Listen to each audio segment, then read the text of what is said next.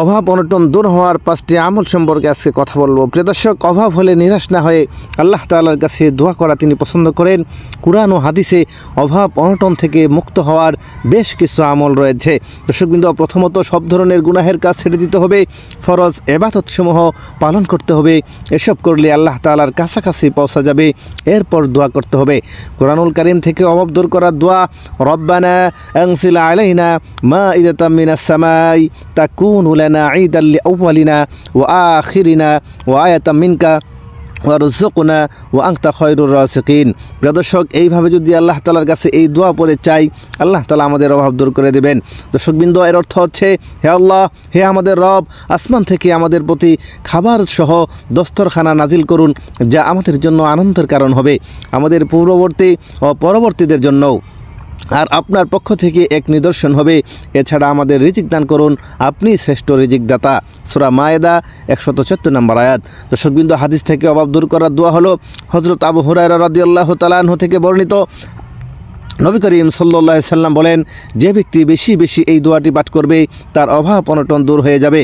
আল্লাহুম্মা ইন্নী আউযু বিকা মিনাল ফাকরি ওয়াল কিল্লাতি ওয়া যিল্লাতি ওয়া আউযু বিকা মিন আন আযলিমা ওয়া উযলিমা। প্রিয় দর্শক, এর অর্থ হলো, হে আল্লাহ, আমি আপনার কাছে আশ্রয় চাই দরিদ্রতা থেকে এবং আপনার কম দয়া থেকে ও অসম্মান থেকে, এবং আমি আপনার কাছে আরও আশ্রয় চাচ্ছি কাউকে জুলুম করা থেকে অথবা কারো দ্বারা অত্যাচারিত হওয়া থেকে।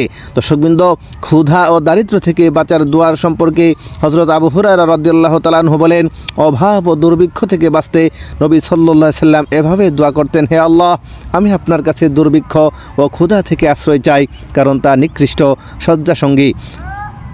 আমি আপনার কাছে আশ্রয় চাই খেয়ানত করা থেকে, কেননা তা খুবই নিকৃষ্ট বন্ধু। কায়মানো বাক্যে দোয়া করা, যে কোনো অভাব থেকে বাঁচতে আমাদের বলা দোয়াগুলো আপনি যদি আমল করেন, পাশাপাশি নিজের ভাষায় আল্লাহ তাআলার কাছে আকুতি জানাতে হবে, আকুতি মিনতি করে আল্লাহ তাআলার কাছে চাইতে হবে। কেননা নবী করিম সাল্লাল্লাহু আলাইহি সাল্লাম অভাব ও দুর্ভিক্ষের সময় দোয়া করতেন। হযরত আনাস ইবনে মালিক রাদিয়াল্লাহু তাআলা আনহু বলেন, নবীজি সাল্লাল্লাহু আলাইহি সাল্লামের যুগে অতি বৃষ্টির কারণে মানুষ দুর্ভিক্ষের শিকার হলে একদিন জুমার দিন তিনি মিম্বরে দাঁড়িয়ে লোকদের সামনে জুমার খুতবা দিচ্ছিলেন। এক বিদুইন দাঁড়িয়ে বলল, হে আল্লাহ রাসূল, ধন সম্পদ বরবাদ হয়ে গেল, সন্তান সন্ততি ক্ষুধায় কাতর হয়ে পড়েছে। রাসূলুল্লাহ সাল্লাল্লাহু আলাইহি সাল্লাম বলেছেন, হে আল্লাহ, আমাদের চারপাশে আমাদের ওপর নয়।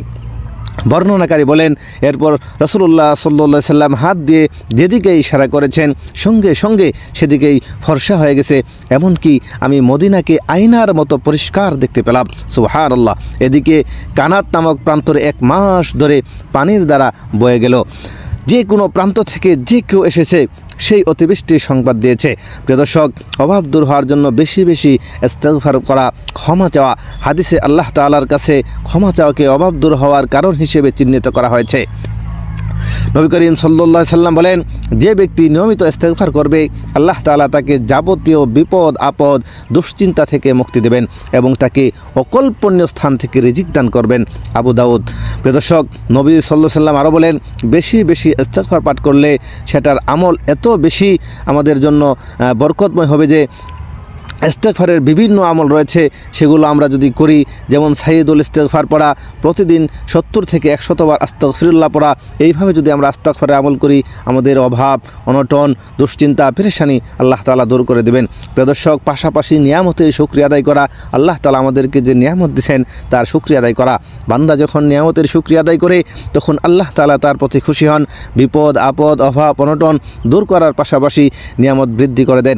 আল্লাহ তাআলা বলেন, যদি তোমরা শুকরিয়া আদায় করো তবে আমি অবশ্যই তোমাদের বাড়িয়ে দেব, আর যদি তোমরা অকৃতজ্ঞ হও নিশ্চয়ই আমার আযাব বড়ই কঠিন। প্রিয় দর্শক, রিজিকের মালিক হলেন আল্লাহ। তিনি যাকে চান ওঢেল রিজিক দান করেন, আর যাকে চান তাকে কিচ্ছু দেন না। আমাদের কাজ হলো তার নির্দেশ অনুযায়ী পরিশ্রম করে হালাল উপার্জন করা। প্রিয় দর্শক, আমরা যদি আমলের পাশাপাশি হালাল পরিশ্রম করতে পারি, আল্লাহ তাআলা আমাদের সেই পরিশ্রমে বরকত দান করবেন, আমাদের ইনকামে আল্লাহ তাআলা বারাকা দান করবেন। পাশাপাশি আমরা যদি আমল করতে পারি, আল্লাহ তাআলা আমাদের পেরেশানি অভাব দূর করে দেবেন ইনশাআল্লাহ। প্রিয় দর্শক, এই ছিল আজকের আলোচনা। আশা করি আমাদের ভিডিওটি আপনাদের কাছে ভালো লেগেছে। আমাদের ভিডিওটি যদি আপনাদের কাছে ভালো লেগে থাকে, তাহলে আমাদের ভিডিওতে একটি লাইক করুন এবং বন্ধুদের মাঝে শেয়ার করুন। প্রিয় দর্শক, আসসালামু আলাইকুম।